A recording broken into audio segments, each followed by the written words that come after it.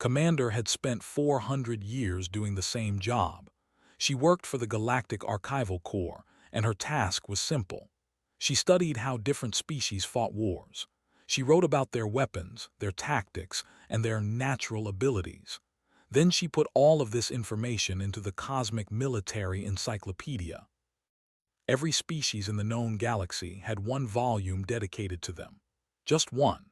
The N had venomous spines that could kill in seconds, so their volume covered how they used these spines in battle. The could release electromagnetic pulses from their bodies, so their volume explained this ability in detail. The could phase through solid walls like ghosts, and their volume documented this strange power. One species, one volume, 40,000 words. This was the standard format. It had worked perfectly for thousands of years. Then the humans arrived in galactic society, and everything changed. First heard about humans from a routine military report. A small human engineering crew had been stationed on Station, a mining outpost on the edge of civilized space. The station was attacked by raiders. There were nasty creatures. They stood 3 meters tall, and their bodies were covered in natural armor that could stop plasma fire. They were feared across the galaxy. The human engineers had no weapons. They were just mechanics and technicians. They should have died within minutes. Instead, they held off the raiding party for 16 hours. Read the report 3 times because she could not believe it. The humans had used welding torches as close-range weapons. They had filled the corridors with fire suppression foam, which blinded thee and made the floors impossibly slippery. They had wrapped several in something called duct tape, which was apparently a simple adhesive strip that humans kept in large quantities for reasons nobody could explain. One was found welded to the ceiling. The report did not explain how the humans had managed this, only that they had. Made a note in her files. This was interesting, she thought, but probably just an unusual event. Every species had a few brave individuals who could do remarkable things in desperate situations. This did not mean anything special about humans as a whole. Then she heard about the ambush. A human diplomatic vessel was traveling through neutral space when it was boarded by pirates. The ship carried no weapons because it was on a peaceful mission. The crew consisted of 5 diplomats, 3 pilots, and 1 botanist who studied alien plant life. The pirates expected easy prey. They were wrong. According to survivor accounts, the botanist did something with nitrogen fertilizer that she kept for her plants. The official report used the phrase, improvised explosive compound. 2 pirates were killed by this explosion. The diplomats then attacked using pieces of a broken communications array as clubs. The pilots used a coffee machine in a way that still did not fully understand, but it resulted in 3 more pirates being seriously burned. The remaining pirates retreated to their own ship and fled. Added this to her files, 2 unusual events, still possibly just coincidence. The third incident removed all doubt from her mind. A human cargo hauler was attacked while its crew was in cryogenic sleep. The attacking ship woke 1 crew member early by accident during the boarding process. This crew member, a woman named Sarah, found herself alone against 7 armed boarders. She had no weapons. She had no armor. She had just woken from 6 months of frozen sleep, which meant her muscles were weak and her mind was foggy. Sarah 1. The report was detailed. She had filled a sock with ball bearings from the cargo hold. She had used this as a striking weapon against the first boarder, hitting him in the head with enough force to crack his helmet. She had then taken his weapon, but it was keyed to his biology and would not fire for her. So she modified a fire extinguisher into a propulsion device. Had to read this section several times. The human had strapped the fire extinguisher to her back, aimed it behind her, and activated it. This launched her forward at high speed, directly into the second boarder. The impact killed him. She took his knife and proceeded to hunt the remaining 5 boarders through the ship's corridors. She used the ship's artificial gravity controls to disorient them. She vented atmosphere from certain sections to force them into traps. She set small fires to create smoke and confusion. By the time the other crew members were revived, Sarah was sitting in the cargo bay drinking coffee, surrounded by the bodies of 7 dead pirates. When asked how she had done this, she reportedly shrugged and said, "I was really angry about being woken up early." Closed the report and sat in silence for a long time. She had studied thousands of species. She knew how they fought, then used their venom, the use their electromagnetic pulses, the use their phasing ability. Every species fought with what evolution had given them. Humans had no natural weapons. They had no claws, no venom, no armor, no special powers. They were soft and relatively weak compared to most galactic species. By all logic, they should be easy targets. But they were not. They were something else entirely. Submitted a formal request to the Archival Council. She needed more space to document human military capabilities. The standard single volume would not be enough. The Council was confused by this request. No species had ever needed more than 1 volume, but was respected for her long service, so they approved her request. They gave her permission to write 2 volumes about humans. They assumed she was simply being thorough. They could not have known what was coming. Began her research in earnest. She collected every report she could find about human conflicts. She gathered data from every encounter between humans and other species. She studied human history, going back thousands of years to their home planet. What she found amazed her. Humans had been fighting each other for their entire existence. They had developed weapons of every kind, from simple rocks and sticks to nuclear bombs that could destroy cities. But what struck most was not their weapons. It was their creativity. When humans lacked something, they invented it. When they could not invent it, they found a way to work without it. When they faced a stronger enemy, they found ways to make that strength into a weakness. Their history was full of stories about small groups defeating larger armies through tricks and clever thinking. They celebrated these stories. They taught them to their children. They made entertainment about people who won against impossible odds by being smart and resourceful. This was not normal. Most species fought with what they had. If they lacked something, they accepted the disadvantage. But humans never seemed to accept any disadvantage. They always looked for another way. Finished her 2nd volume and realized she needed more. She requested a 3rd volume, then a 4th. Each time, the Council approved her request with growing confusion. By the time she reached volume 10, the Council demanded an explanation. Stood before them and tried to explain. Humans were different, she said. They could not be summarized in 1 volume or 2 or even 10. Their approach to combat was not a single method or a single ability. It was a way of thinking.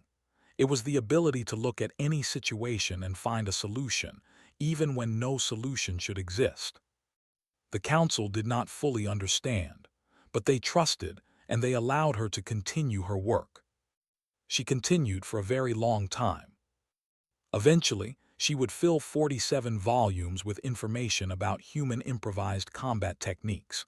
She documented everything from their use of chemical compounds found in cleaning supplies to their ability to turn simple tools into deadly weapons. She wrote about their psychological tactics, their guerrilla warfare methods, and their strange willingness to sacrifice themselves for others. But at this early point in her research, did not yet know how deep the subject would go. She only knew that she had found something unprecedented. She had found a species that could not be easily categorized.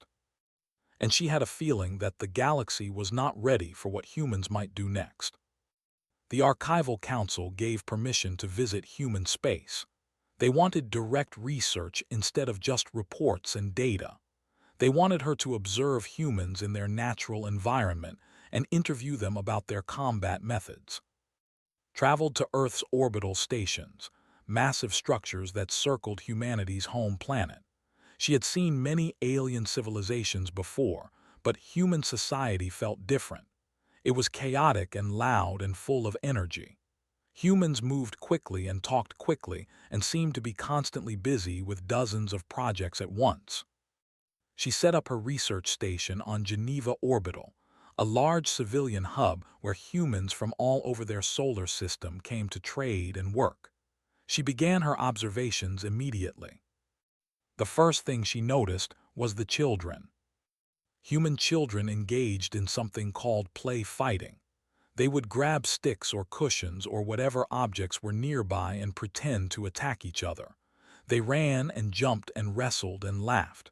Too, it looked like chaos, but she soon realized it was something more important. It was training.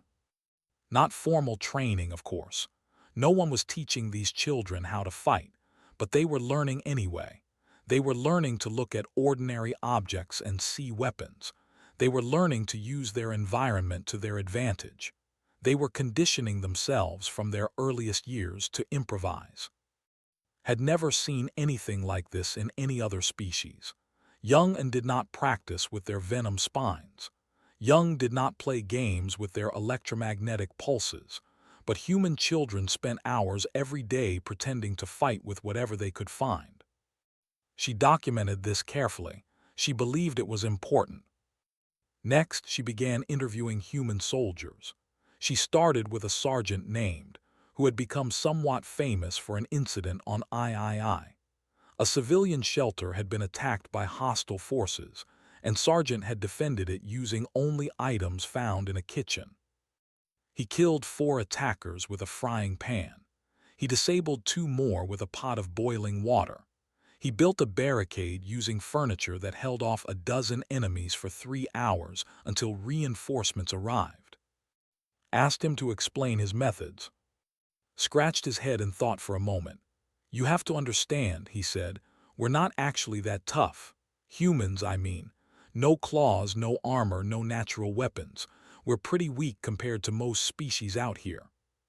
"Then how do you win fights?" asked. "We cheat," said simply.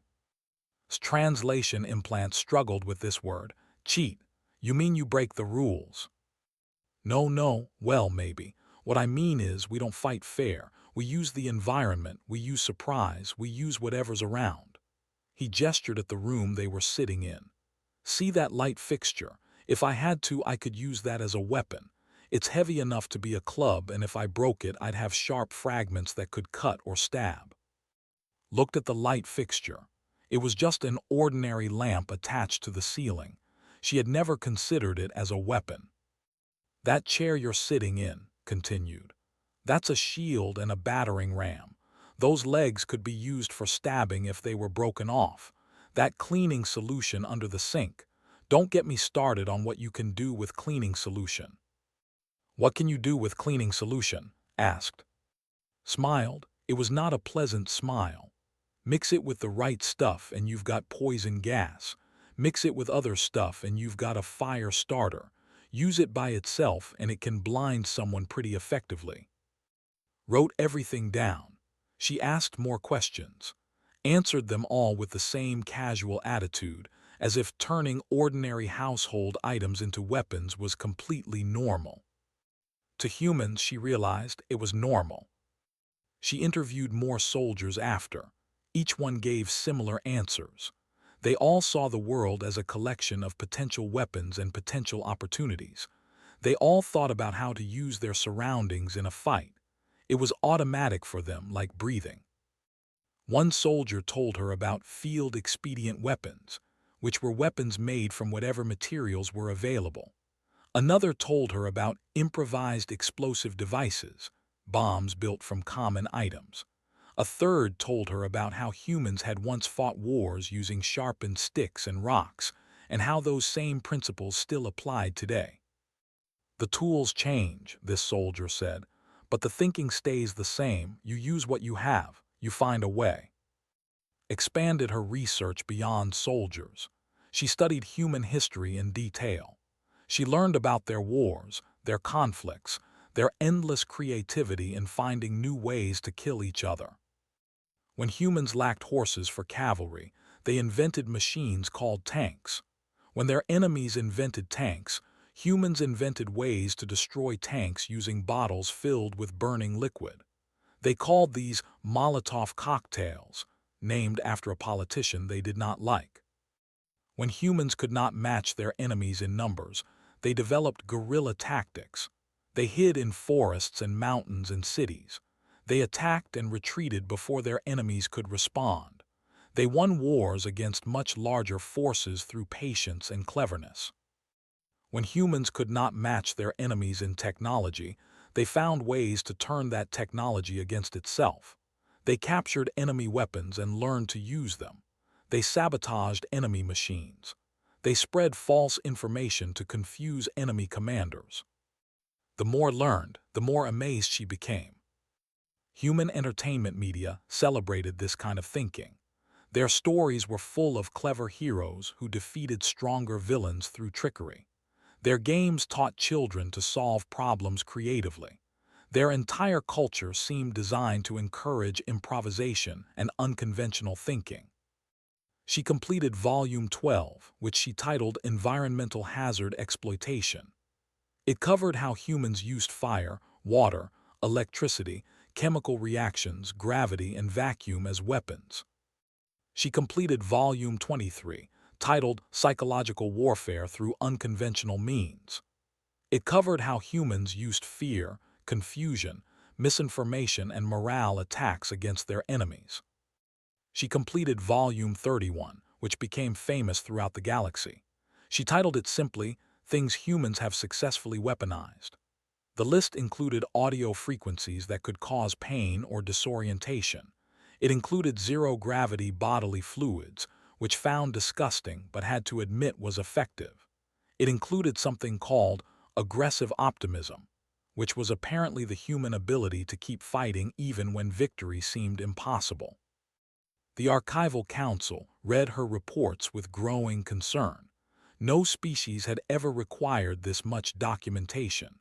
No species had ever shown this level of combat adaptability. By Volume 40, they began to wonder if they had made a mistake allowing humans into galactic society. By Volume 45, they were certain of it. But by then, it was too late to do anything about it. Humans were already everywhere, already integrated into galactic civilization. And somewhere, at that very moment, a human was probably looking at something completely ordinary and thinking about how it might be used as a weapon. Continued her research.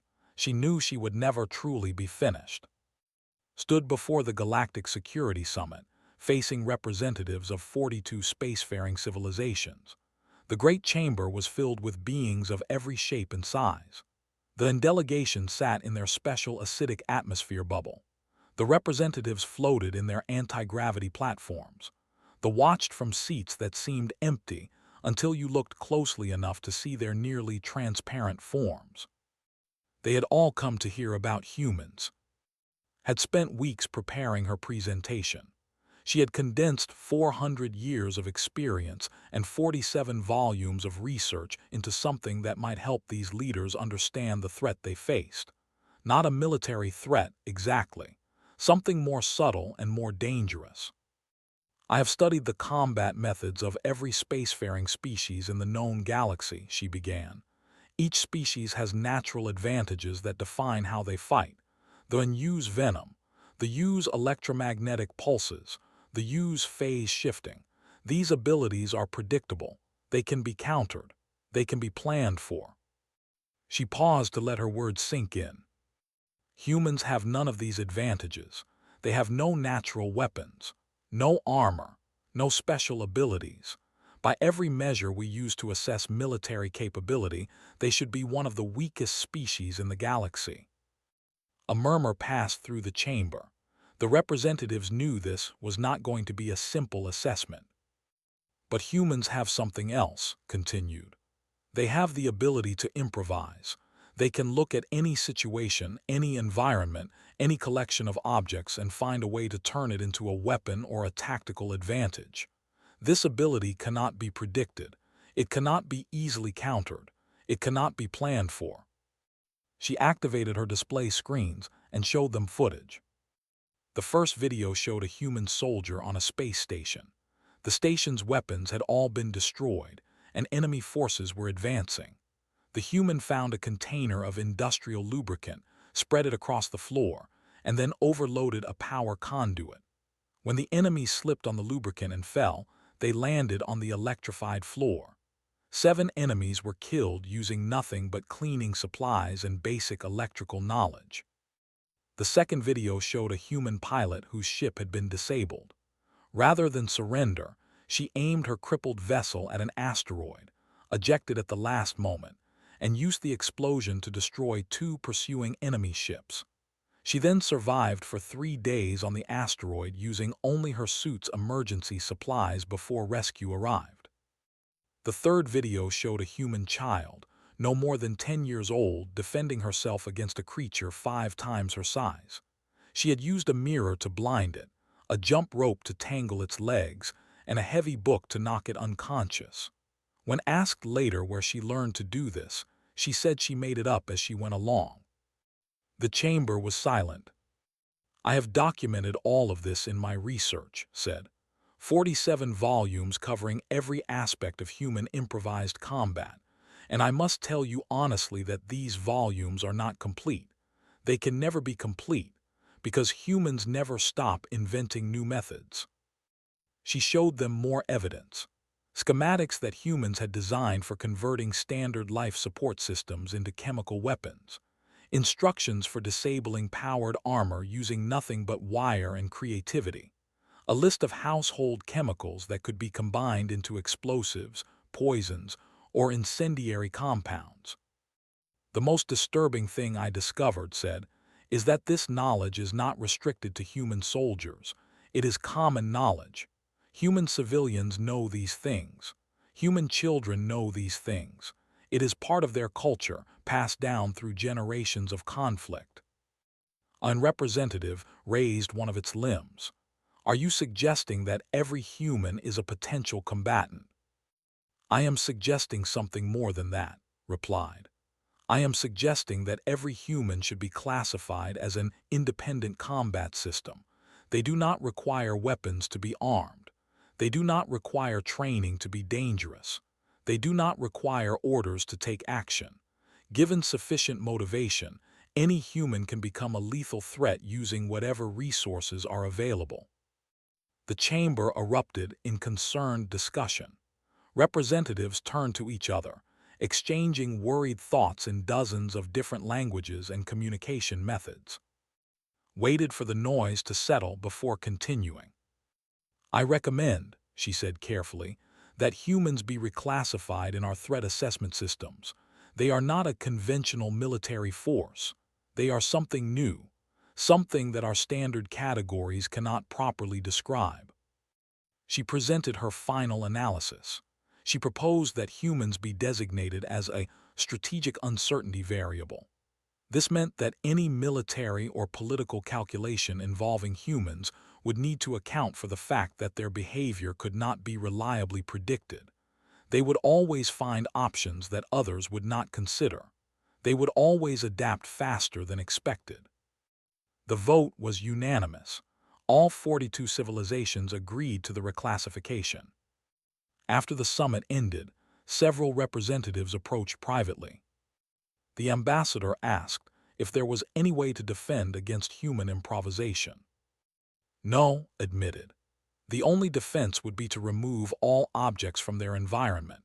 But humans have demonstrated the ability to weaponize their own bodies. They can use their teeth, their nails, even their bodily fluids as weapons. They can use the environment itself, manipulating gravity, atmosphere, and temperature.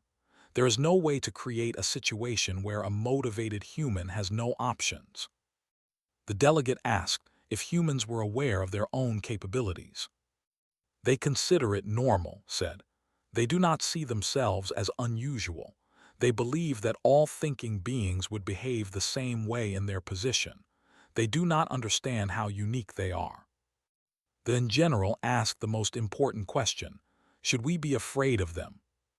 Thought carefully before answering. "Humans are not inherently aggressive," she said. Their history shows that they prefer peace when it is available. They trade, cooperate, and build friendships with other species. They can be loyal allies and generous partners. She paused. But their history also shows what happens when they are pushed.